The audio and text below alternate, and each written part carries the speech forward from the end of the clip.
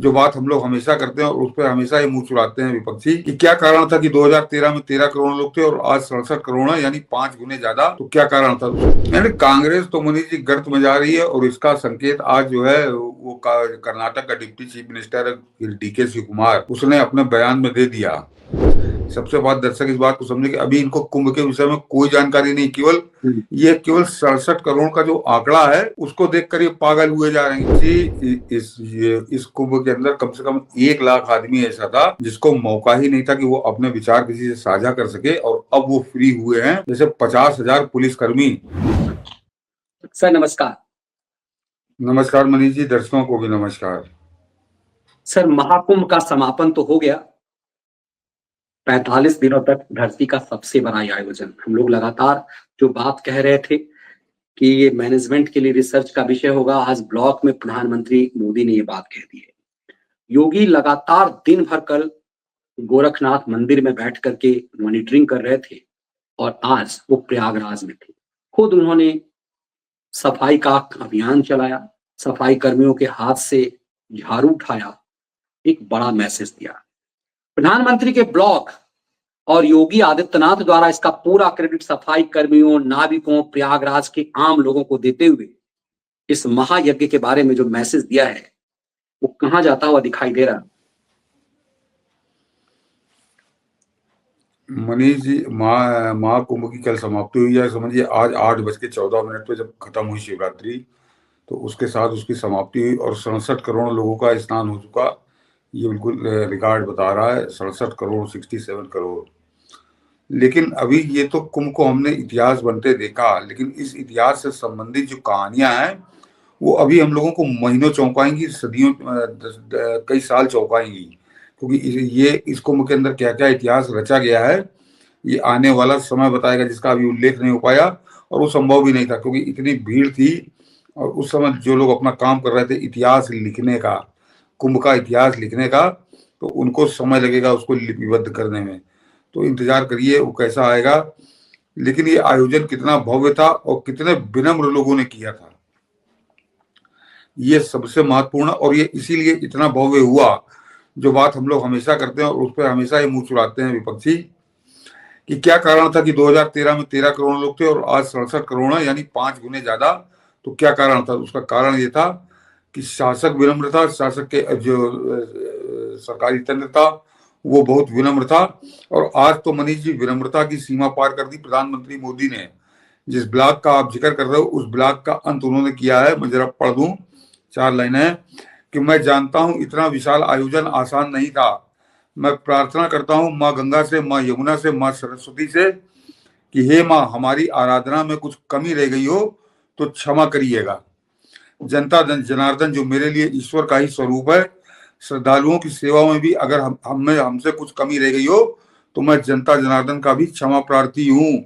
ये देश का प्रधानमंत्री को कह रहा है, जब वो 45 दिन में एक नया इतिहास इस धरती पे लिखने के बाद बड़े लोग अहंकारी हो जाते हैं और वो सर झुकाकर क्षमा मांग रहे कि अगर कोई त्रुटि हो गई हो तो मैं आपसे क्षमा मांगता हूँ। ये है योगी प्रधानमंत्री मोदी। और योगी आदित्यनाथ आज सवेरे सवेरे वहां जाकर जो स्वच्छता कर्मी हैं उनके साथ उन्होंने बाकायदे झाड़ू लगाई और उनके साथ घुले मिले बैठे, और सबके लिए जो कुंभ की ड्यूटी दे रहे थे उन सबके लिए उन्होंने कुछ ना कुछ बोनस अनाउंस किया वहां पर। अभी आगे इसका बड़ा लंबा क्रम चलेगा। लेकिन मनीष जी, इस सारी जो घटनाक्रम है 13 जनवरी से लेकर आज तक का, अभी तक का, इसका कोई असर उस विपक्ष पे नहीं पड़ा, बेशर्म विपक्ष पे। वो आज भी उसी धुन में लगे हुए हैं, रावण की तरह विरोध कर रहे हैं इस महाकुंभ का, ढूंढ ढूंढ कर कुछ ना कुछ कमियां निकाल रहे हैं, जबकि उनके पास कोई जवाब नहीं। मैं जरा कुछ बड़ी मोटी चीजें बताता हूँ कि इन 45 दिनों में 13,000 14 मान लीजिए, 13-14 हजार रेलगाड़ियां प्रयाग पहुंची। देश के 50 शहरों से रोज गाड़ियां पहुंची प्रयाग में। और जो प्रयागराज आज की तारीख में कहते हैं, पहले इलाहाबाद का एयरपोर्ट था, तो वो बहुत केवल अधिक नाम का था वो एयरपोर्ट, औपचारिकता मात्र थी, वहां की कोई फ्लाइट नहीं होती थी। बाद में एक फ्लाइट शायद शुरू हुई थी। उस प्रयागराज में 45 दिनों के अंदर 4,000 फ्लाइट मनीष जी उतरी है, 4,000 फ्लाइट। तो जरा कल्पना करिए कि कितने भव्य तरीके से था और कितना उस कुंभ की तैयारी में उस जो प्रयागराज का एयरपोर्ट है उसको कैसा डेवलप किया गया था। 400 किलोमीटर सड़कें बनी है नई, और 200 किलोमीटर जो है वो सड़कें चौड़ी की गई। तो प्रयागराज को जो जनता ने सहयोग किया उसका मनीष जी उसको लाभ मिलेगा। अब उसको लाभ मिलेगा क्योंकि अब वो भीड़ हट गई जिसकी वजह से परेशानियां थी। तो इतना अद्वितीय, इतना अद्भुत ऐसा महाकुंभ, और उस पर आज भी कुछ लोग राक्षस की तरह पड़े हुए हैं। और प्रधानमंत्री मोदी ने अपने ब्लॉग में कहा कि मैंने मनीष बड़ा लंबा उनका भाषण निकाल के रखा है, केवल शुरू की लाइनें उनकी समझ लीजिए कि ये महाकुंभ का संदेश क्या है। कि महाकुंभ संपन्न हुआ, एकता का महायज्ञ संपन्न हुआ, जब एक राष्ट्र की चेतना जागृत होती है, जब वो सैकड़ों साल की गुलामी की मानसिकता के सारे बंधनों को तोड़कर नव चैतन्य के साथ हवा में सांस लेने लगता है। तो ऐसा ही दृश्य उपस्थित होता है जैसा हमने 13 जनवरी के बाद से प्रयागराज में एकता के महाकुंभ में देखा।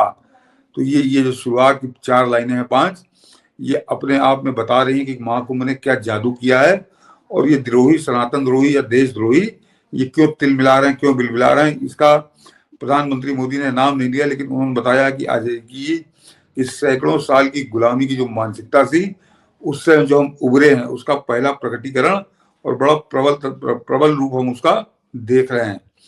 देखिए वो जो बात आपने कहा था उसको भी उन्होंने जिक्र किया, अमेरिका की आबादी से करीब 2 गुने लोग एकता के अमेरिका का ही जिक्र क्यों किया? आप कल हम लोग जिक्र कर रहे थे, अमेरिका की आबादी के करीब 2 गुने लोग एकता के महाकुंभ, ये बोल्ड अक्षरों में लिखा हुआ है, डुबकी लगाई। आध्यात्मिक क्षेत्र में रिसर्च करने वाले लोग करोड़ों भारतवासी उस उत्साह पर अध्ययन करेंगे तो पाएंगे कि अपनी विरासत पर गौरव करने वाला भारत अब एक नई ऊर्जा के साथ आगे बढ़ रहा है। मैं मानता हूं ये युग परिवर्तन की वो आहट है जो भारत का नया भविष्य दिखने जा रहा है। तो ये जो प्रधानमंत्री मोदी के शब्द नहीं है, ये उस महाकुंभ जो संपन्न हुआ है 45 दिनों में, ये उसके परिणाम बता रहे हैं। भविष्य में उसके क्या परिणाम मिलेंगे उसकी तरफ उसको रेखांकित कर रहे हैं। प्रधानमंत्री मोदी ने जो अपना ब्लॉग लिखा है, और संभवतः किसी भी धार्मिक आयोजन के बाद पहली बार प्रधानमंत्री मोदी ने इतना लंबा ब्लॉग लिखा है। तो अपने आप इस महाकुंभ की महिमा को आप समझिए। और जो देखिए एक और चीज सर आप अपनी बात रखेंगे, मतलब यार चूंकि पॉइंट छूटने ना पाए, ये भारत द्रोही जितना लेफ्ट लिबरल गिरोह है उसको बेचैनी इस बात की थी कि युवा क्यों इसमें इतना है। क्या भारत में देख रहा था पूरा लेफ्ट लिबरल गिरोह धर्म अफीम मानने वाला। इस बार पहली बार हुआ कि कुंभ में आमतौर पर बड़े बुजुर्ग जाते थे। कल भी आप बता रहे थे कि 70% लोग जो है वो यूथ थे। प्रधानमंत्री लिख रहे हैं, फिर वो बोल्ड किया गया, बोल्ड अक्षरों में है, भारत के युवाओं का इस तरह महाकुंभ में हिस्सा लेने के लिए आगे आना अब एक बड़ा संदेश है। इससे यह विश्वास दृढ़ होता है कि भारत की युवा पीढ़ी हमारे संस्कार और संस्कृति की वाहक है और इसे आगे ले जाने का दायित्व समझती है, इसे लेकर संकल्पित और समर्पित भी है। जी बिल्कुल मनीष जी, हम लोगों ने कल ये बात कही थी कि 60 से 70 से 80% वहां पे यूथ है। आज प्रधानमंत्री मोदी की ब्लॉग में देखिए वो बात है, और इसको आज और मेरे ऑफिस में बात हो रही थी तो बड़े मतलब सबसे वरिष्ठतम जो थे उन्होंने कहा कि इस महाकुंभ के बाद एक बड़ा परिवर्तन मैं देख रहा हूँ, और वो वास्तव में बहुत कम लोगों ने नोटिस किया होगा। कहीं पहले इसके आयोजन से पहले कहीं घर में अगर कोई पूजा पाठ होता था, कोई इस तरह का धार्मिक आयोजन होता था और युवा पीढ़ी के माथे पे टीका हम लगा देते थे तो वो उस समय लगाता था, लेकिन वो घर से बाहर निकलने से पहले वो उसको मिटा देता था। कहीं आज गर्व के साथ टीका लगाकर, तिलक लगाकर लोग निकल रहे हैं सड़क पे, और बड़ी संख्या निकल रही है। तो ये जो प्रधानमंत्री मोदी ने कहा कि हजारों साल की गुलामी की मानसिकता से हम उभरे हैं, इसका ये संकेत है, इसका ये संदेश है। महाकुंभ का जो 67 करोड़ सनातनियों का इकट्ठा होना है, तो ये इस महाकुंभ की सबसे बड़ी उपलब्धि है। और फिर आगे वो जो कह रहे हैं, प्रयागराज में हुआ महाकुंभ का ये आयोजन आधुनिक युग के मैनेजमेंट प्रोफेशनल जो हम लोग लगातार कहते रहे प्लानिंग और पॉलिसी एक्सपर्ट के लिए एक नए सिरे से अध्ययन का विषय बना। आज पूरे विश्व में इस तरह के विराट आयोजन की कोई दूसरी तुलना नहीं है, ऐसा कोई दूसरा उदाहरण धरती पर नहीं है। बिल्कुल सही बात है। ये बात तो मैं कल ही कह रहा था कि धरती पर ही पहला ऐसा घटनाक्रम है जहां 67 करोड़ लोग 40 दिनों के अंदर इकट्ठा हुए। जब से धरती का अस्तित्व है, जब से मानवता का अस्तित्व है, इतना बड़ा कहीं इकट्ठे कोई लोग हुए ही नहीं 67 करोड़।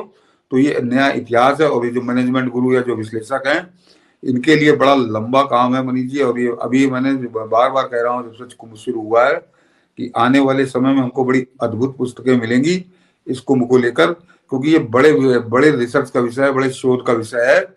कि ये कैसे संभव हुआ। ये सबसे खास बात है, कैसे संभव हुआ। जो योगी आदित्यनाथ सोच रहे थे कि 45 करोड़ लोग आएंगे, उनकी भी सोच को बहुत पीछे छोड़ दिया और 67 करोड़ लोग आ गए। तो ये कैसे संभव हुआ। इसको मनीष जी, ना तो किसी को बुलाया गया था, न किसी को निमंत्रण भेजा गया था।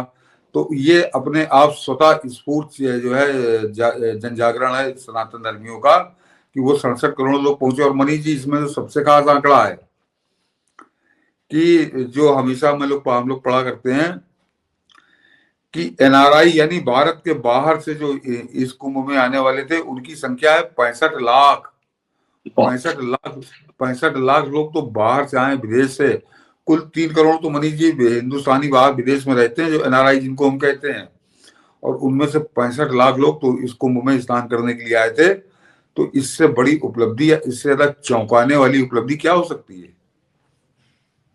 कि आपको क्या लगता है कि जो प्रधानमंत्री ने जो आज ये ब्लॉग लिखा है, उसके बाद से पूरी सनसनी है, कांग्रेस के अंदर सबसे ज्यादा सनसनी है। राहुल गांधी का बताया जा रहा है कि अंतिम समय में राहुल गांधी का जो कुंभ में जाने का रायबरेली पहुंच गया था परसों, और था कि कल उसे डुबकी लगानी थी, लेकिन अंतिम समय में फैसला लिया गया कि नहीं, राहुल डुबकी नहीं लगाएंगे। और पूरा खलबली मच गई है पूरी तरह से कांग्रेस के अंदर कि ये लकीर नहीं खींचेगा। अखिलेश यादव डुबकी, आज तो मैं देख रहा था सर कि समाजवादी पार्टी ने हमला कर दिया है। वो आईपी सिंह कह रहा है कि राहुल ये भाई बहन दोनों एंटी हिंदू है।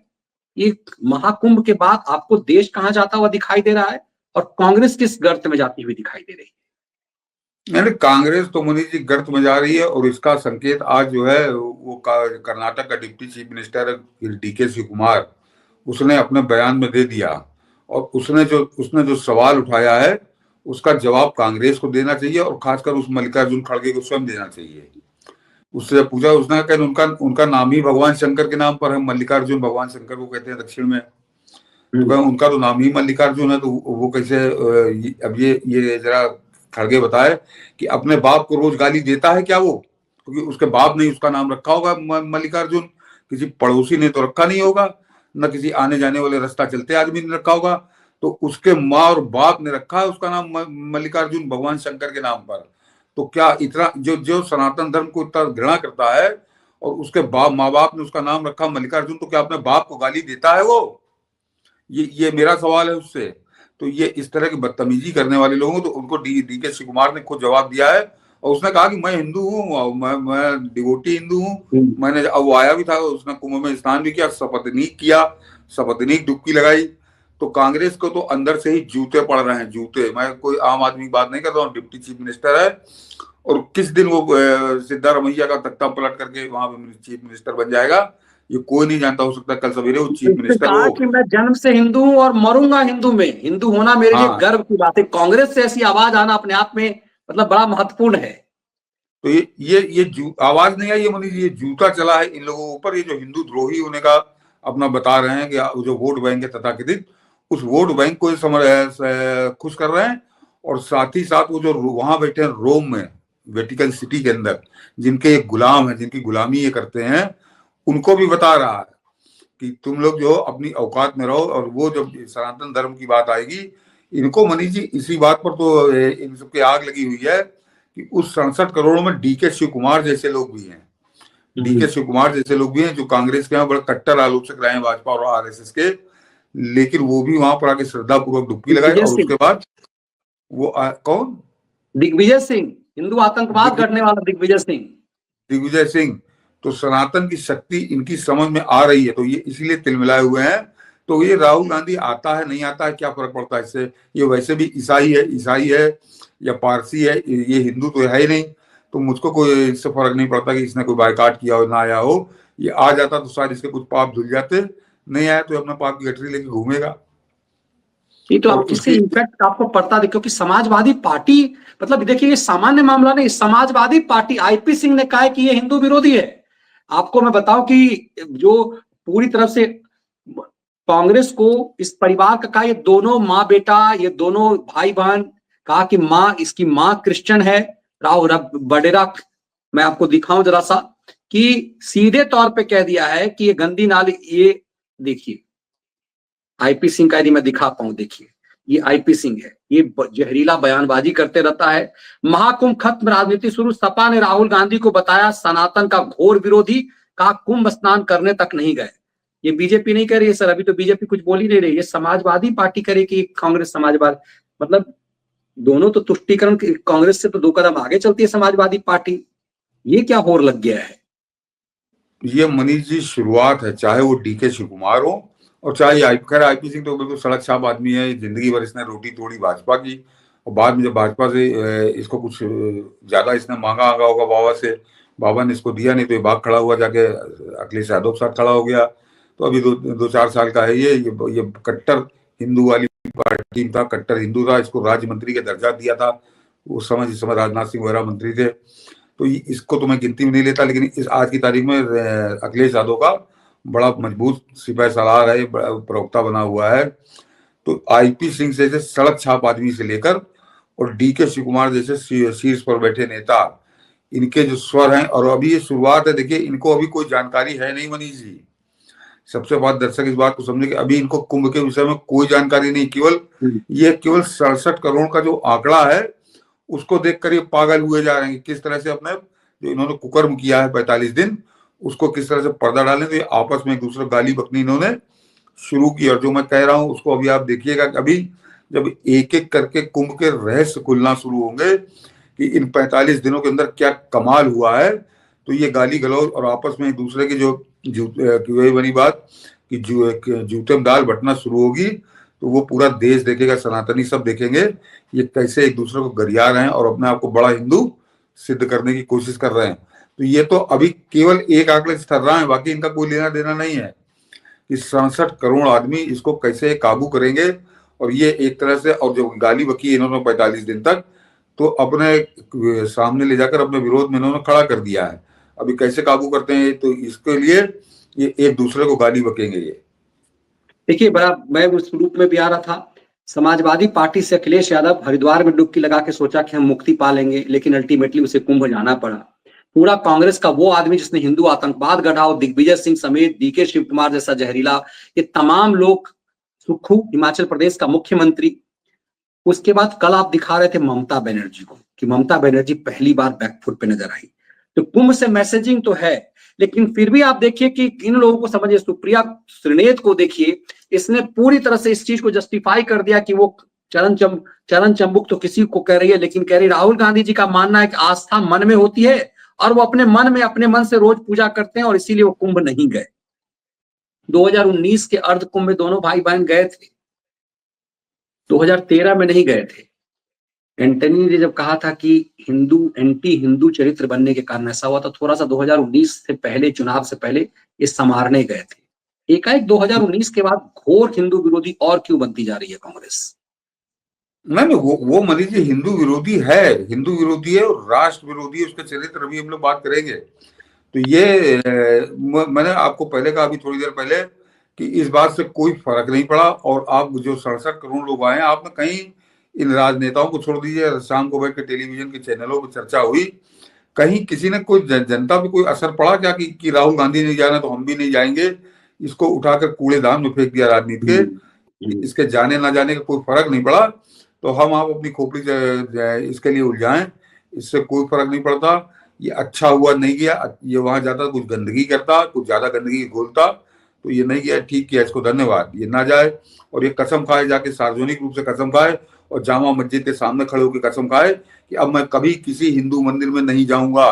तो मुझको बड़ी प्रसन्नता होगी। कम से कम ये अपना असली चेहरा तो इस देश को दिखाएगा। ये जो नाटक करता है कि कभी उल्टा जनेऊ डाल लेता है, कभी कोट के ऊपर जनेऊ डाल लेता है, कभी शर्ट के ऊपर जनेऊ डाल लेता है, और गली गली मंदिर मंदिर घुमा करता है चुनाव के समय, तो ये आकर जाके वहां जामा मस्जिद सामने जाके बताए कि मैं कभी नहीं जाऊंगा, और पूरा देश बड़ा खुश होगा, खासकर सनातन धर्मी। और इसके जाने ना जाने का कोई फर्क नहीं पड़ा। ये 67 करोड़ का हुजूम बता रहा है मनीष जी, तो ये जाता ना जाता इससे कोई फर्क नहीं पड़ता। ये 67 करोड़ का हुजूम बता रहा है और डीके शिव कुमार का बयान बता रहा है। ये साथ में जोड़ दूं कि डीके शिव कुमार का बयान बता रहा है कि तुम्हारी कोई औकात नहीं है। तो जहां सनातन धर्म, तो कई रावण आए, कई कंस आए, कई हिरण्यकश्यप आए, वो आके चले गए, बह गए, कहीं पता नहीं चला। तो राहुल गांधी तो बहुत उनके सामने बड़ा उनके मैं पैर की धूल भी नहीं मानता हूँ, चाहे रावण हो, चाहे हिरण्यकश्यप हो, कंस हो, उनके पैर की धूल का एक कण भी नहीं मानता हूँ। तुम तो ऐसे आओगे पता ही नहीं चलेगा तुम्हारा कहाँ है कहाँ गए। बिल्कुल। और देखिए, आप कह रहे हैं कि अभी तो 67 करोड़ का आंकड़ा देख करके पागल बने हुए हैं।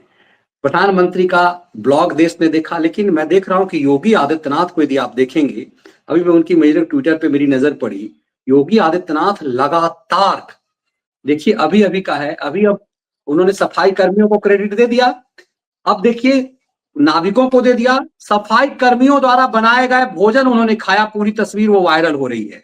अब वो दिल्ली यूपी पुलिस के धन्यवाद ज्ञापन में है। मतलब परत दर परत, उससे पहले ये अलग अलग मंच पे थे कि देखिए मंच जो है कई सारे बदल गए, इस फ्रेम से आपको समझ में आ रहा होगा। उसके बाद योगी आदित्यनाथ एकदम से लग रहा है कि 24 घंटे इस कुंभ के आयोजन के बाद से उस लकीर को कहां ले जाएंगे, ये अपने आप में एक बड़ा मैसेज है। मुझे लग रहा है कि अभी बहुत कुछ होना बाकी है। कई लोगों को लग रहा होगा चलो कुंभ खत्म हो गया, भला टली, अब ये योगी शांत हो जाएगा। मनीष जी, इस कुंभ के अंदर कम से कम 1 लाख आदमी ऐसा था जिसको मौका ही नहीं था कि वो अपने विचार किसी से साझा कर सके, और अब वो फ्री हुए हैं। जैसे 50,000 पुलिसकर्मी, हर पुलिसकर्मी के पास मैं मानता हूं कि कम से कम 10 कहानियां ऐसी होंगी जिसमें पूरा देश चौंकेगा। 10 कहानियां। उन्होंने 45 दिन वहां पे ड्यूटी की, उनके अपने अनुभव क्या रहे हैं और वो अद्वितीय अनुभव होंगे। तो अभी मैंने कहा ना कि अभी बाढ़ आएगी सूचनाओं की और कहानियों की। तो 50,000 पुलिसकर्मी, उनका अपना जो क्या अनुभव रहा इन 45 दिनों के अंदर, कैसे विचित्र अनुभव रहा, कैसे विशिष्ट अनुभव रहा है, उसी तरह से जो स्वच्छता कर्मी है उनको, और हजारों की संख्या में जो नाविक थे, जो नाव जो लोगों को ले जाकर संगम में स्नान करा रहे थे, उनकी अपनी कहानियां होंगी। तो कहानियों को मैंने कहा ना, एक सुनामी ऐसी आएगी इस देश के अंदर, और वो जो माहौल बनाएगी वो अद्भुत होगा। और ये सब, ये जितने सनातन द्रोही घूम रहे हैं, हिंदू द्रोही घूम रहे हैं, कुंभ को गाली देते घूम रहे थे, अब तो खैर थोड़ा गाली देना कम कर दिया कि उनका समाप्त हो गया, लेकिन इनके पाप लोग भूले नहीं है, और इस पाप का खामियाजा इनको मिलेगा। मैंने इनको एक खतरे की तरफ इनको आगाह कर दिया कि अभी मैं उनकी तो बात ही नहीं कर रहा था जो यहाँ पे कुंभ में रहकर कुंभ पे रिसर्च कर रहे थे, जो जो बड़ी पुस्तकों की तैयारी कर रहे हैं। ये मैं छोटी छोटी कहानियां बता रहा हूँ मनीष जी। और जरा गौर करिए कि अभी तक किसी न्यूज चैनल ने इस तरह का कोई प्रयास नहीं किया है कि इन लोगों से बात करें कि तुम्हारा क्या अनुभव रहा है। ये पत्रकारिता का पहला धर्म होता है, लेकिन वो कहानियां आएंगी, छनकर आएंगी, बिल्कुल सामने आएंगी, सोशल मीडिया के दौर में कोई रोक भी नहीं पाएगा। पूरा देश उस पर चौंकेगा, उसको देखेगा, सुनेगा और आनंदित होएगा, गर्व करेगा कि क्या हमारे सनातन धर्म की परंपरा है, क्या हमारी विरासत है। बिल्कुल, चलिए हम लोग इसका इंतजार कर रहे हैं कि भाई क्या कुछ चौंकाने वाला और कैसी सुनामी आने वाली है। अभी तो कुंभ सिर्फ समाप्त हुआ है, 45 दिन का टाइम फ्रेम समाप्त हुआ है।